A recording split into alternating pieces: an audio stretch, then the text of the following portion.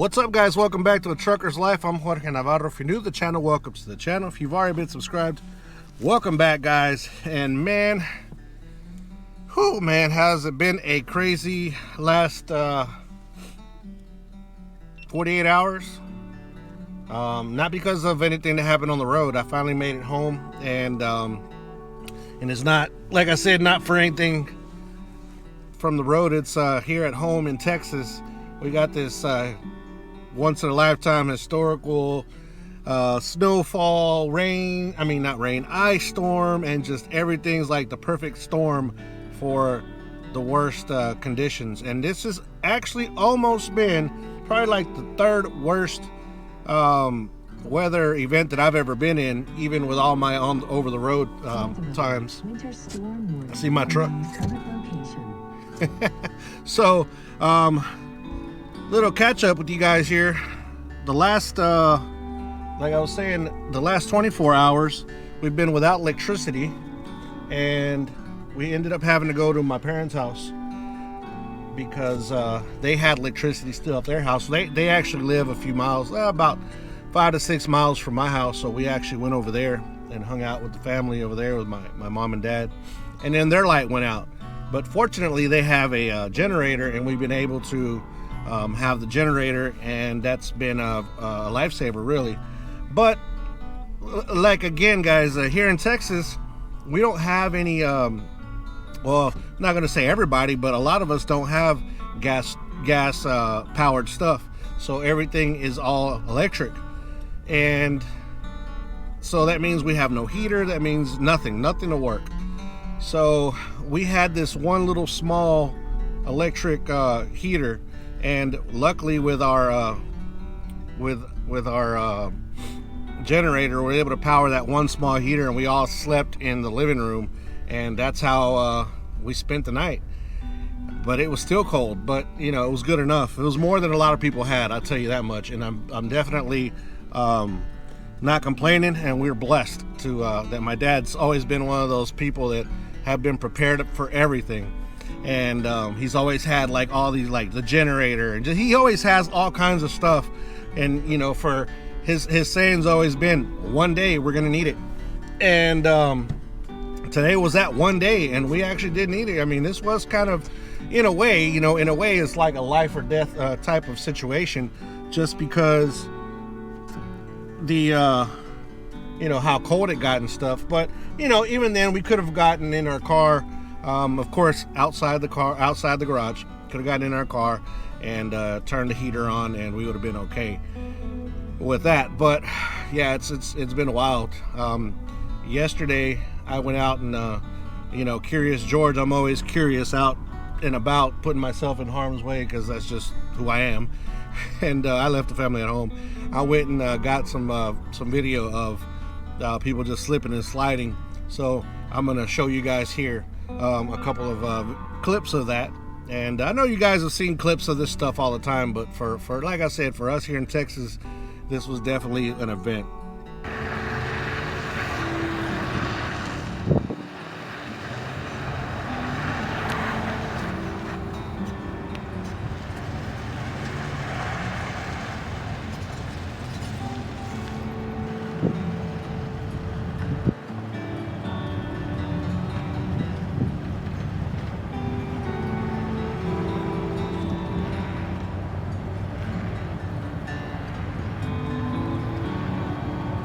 You guys saw that was crazy, right? But after the last time that I remember that it got this bad as far as ice was about, I was a kid still, I think.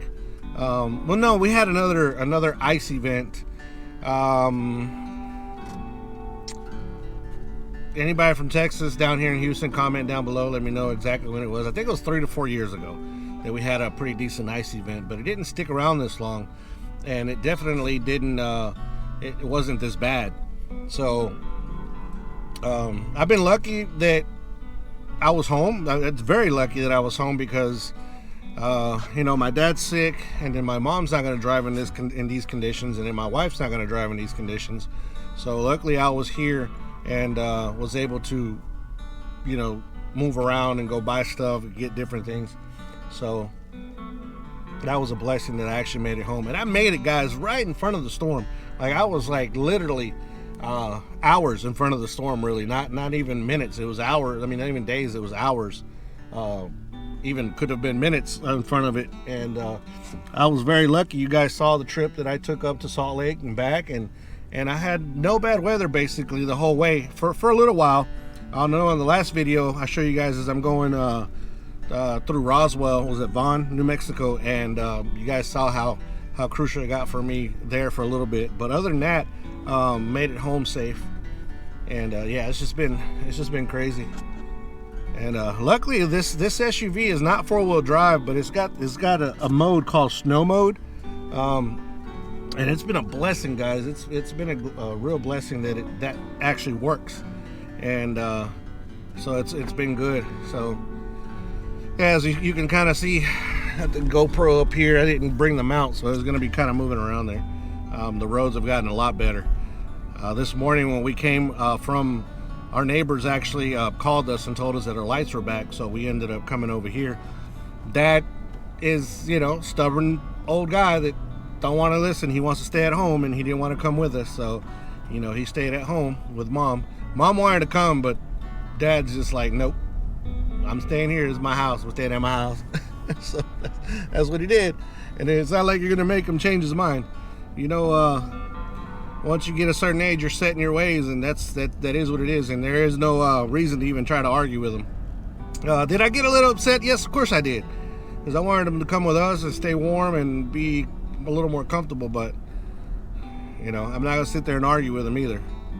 That's not. Yeah, I was never raised to even raise my voice. I was never raised to even raise my voice to any adult. So I wasn't gonna start now. But if it would have been a lot worse, I would have just stayed again with them. But I knew the weather was going to get a little better. But again, I don't want them to be out. I don't want him to be out here driving around in this stuff. So that's why I'm going to go ahead and go get his jugs for gasoline and get him enough fuel for another 24 hours. I'm not anticipating going to work probably for the rest of the week. If I do get a load, it'll be late this week. I just need to be here around the house. The money is not important. Whenever you got family, you want to be around your family. Luckily, they opened that gas station. There's a lot of gas stations opening back up. Yeah, things have changed drastically since this morning when we actually came from my parents' house. We couldn't even leave the neighborhood, really. There were so many cars, because my parents' neighborhood is on hills. And there are so many cars that had gone in ditches and were blocking the roads, and these lights weren't even on when we came this morning. But today, luckily, it's been good. But yeah, I thought I'd bring you guys along a little bit on my life outside of trucking and the stuff I'm dealing with when I come home, and just having to be the support, basically the support team for the whole for the family, basically. I mean, just trying to move around, get stuff for everybody, and trying to keep everybody calm. I'm a nut job, guys. I'm an adrenaline junkie and all the above. I was out here having fun, to tell you the truth. To me, it was a lot of fun, and the truck would start sliding, and I wasn't panicking about it. I was just enjoying it, because I got the feel of how that traction control was working and how the truck was working. So I got a feel of it, and was able to, I don't know, felt comfortable. But there is when all the accidents happen, guys. Even in mostly in trucking too. I mean, in anything, but in trucking, when we get comfortable, things start happening. As you guys saw a few videos back, where I got comfortable and I made a mistake and grabbed the wrong trailer. Just a lot of mistakes I was making those days. Man, guys, when I go through a spell of bad luck, I go through a spell of bad luck. It was weeks, like a week or two of just thing after thing after thing happening, and man, I'm glad I'm past that, because I think I'm past it. I'm pretty sure I'm past it, because I went all the way to Salt Lake without a hitch and all the way back, without any problems. So I'm thinking that the bad luck is kind of gone. Oh man, it's crazy though how much we depend on electricity and just different stuff, man. It's especially electricity. Everything that we have runs off of it, and especially here in Texas. So yeah, it's been wild. It's been crazy. Fun, because just sitting around a little heater, telling stories. Do you guys love listening to your parents, your grandparents tell their stories? I love it, man. I love hearing the way that my parents grew up in El Salvador. A little backstory on them. Sorry if I'm rambling too much. If y'all got bored already, y'all can wait for the next video. But so when they got married, my parents met in a coffee plantation. Oh, y'all fell down up there in front. Just hit a patch of ice. My parents met in a coffee plantation. They both picked coffee when they were younger. That's my country, El Salvador's main export, coffee. Unfortunately, people and drugs. It's what it is. We come over here and to get away from all the bad life, and all that stuff. But anyways, that's another story. So they met at a coffee plantation. Their parents were both against each other being together. My mom is from a hardcore Christian family, and my dad's from a hardcore Catholic family, and you guys know what the conflict is there. So their families were not, they didn't agree with them being together, but their love and their strength together, they ignored that, and they went on, did their thing. And they ended up having to leave their homes with their parents, and my dad, they rented a small little, kind of like a hut in a way, and they were on dirt floors, and that's what they lived on in a dirt floor, with a bed made out of hay or something like that for a while, until my dad decided to take the journey. And it was right around when the war started in El Salvador. The year I was born is when the war started in El Salvador. It was a big, huge civil war. Hundreds of thousands of people died, and the men were being recruited to fight the war for both sides, the guerrilla and the military. So my dad decided to come to the United States. So he came with, I think, a group of friends to California illegally. Yeah, it's to come legal here. It's even nowadays, to come here to the United States legally, you have to own property. You have to. It's a big, huge process. I know a lot of you guys don't know that, but it's a huge process with a lot of. You have, like I said, you have to have big bank. You basically have to be rich to be able to come to the United States. And if you're rich, why even leave your country? I mean, the people that are rich aren't coming here, and they're not going anywhere else. They're staying there because they live comfortable. Why leave where you're from to go suffer, people treating you bad, racism and all that stuff in another country? But they were willing to go through that just to be able to give us a better life. My parents, to give me and my sister a better life. So my dad decided to migrate over here. And then he made enough money. A couple years later, he got us brought over illegally as well. We came through the Rio Grande Valley in Laredo, matter of fact. And I was 3 years old when they brought me across. They did their thing. They worked their butts off. My dad got amnesty through, I think, one of Reagan's laws or deals. So he became a resident, And then my mom got her residency through agriculture because she worked at a mushroom plant. And so that's how they became legal. And then of course, once they became American citizens, they made my sister and I residents as well. So that's basically how it all happened. I don't know how this whole conversation got to this point, but we're here. So yeah, it was a struggle for them guys, just like a lot of those people that are coming up now. You know, they're running away from war and from bad situations. And I know a lot of you guys may be totally against all that, but if you only understood how messed up it is and how hard it was, you would do the same thing. I guarantee you, you would do the same thing to try to give your family a better life, for sure. But yeah, that's how we're here. And my parents were able to work good, work hard, buy their first mobile home, and then they bought their first home, and now they're at the house that they're at now. That's paid off. Everything's paid off. But unfortunately, as a lot of you guys know, my father got sick with cancer, and now he's fighting for his life. But you know, if he would have never made the choice to come over here, he probably wouldn't have the great opportunity of having great doctors, you know, that he has here.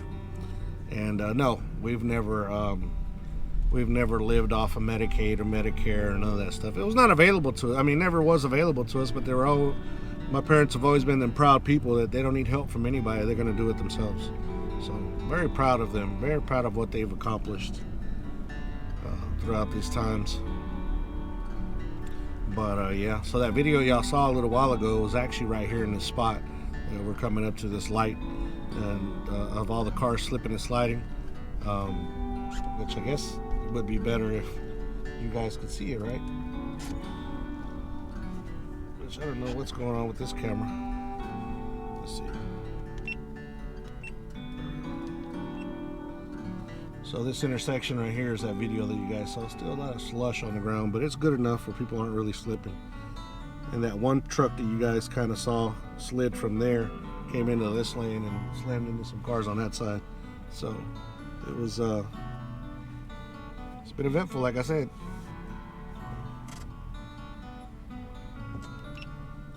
But yeah, guys, that's some of the story of my life, and I know you guys might not even give a darn, but that's the reality. And I'm grateful to be here. I'm glad that I'm here. I'm grateful to them, grateful to this country that, although I've suffered through some racism myself, but you know, if I continue that negativity, if I continue to be that person that's always feeds off of hate and all that stuff, that it would be a totally different thing. But I think that we could, that by not being that way, I can change my kids' thinking of how they think about things, so they won't continue with that negativity, and learn to embrace every country, every culture, and every color under the rainbow. So that's something that I'm teaching my family, and it's something that we all need to practice, I think. Because after all, this country is a melting pot. Nobody is really from here, except for our Native Americans. They're the only ones that are really from here. But all the rest of us got here somehow, some way, by somebody being brave to come over and take the chance to come over to a country like this, even our founding fathers of the United States. So if it wasn't for them, then we would not be even talking to each other right now.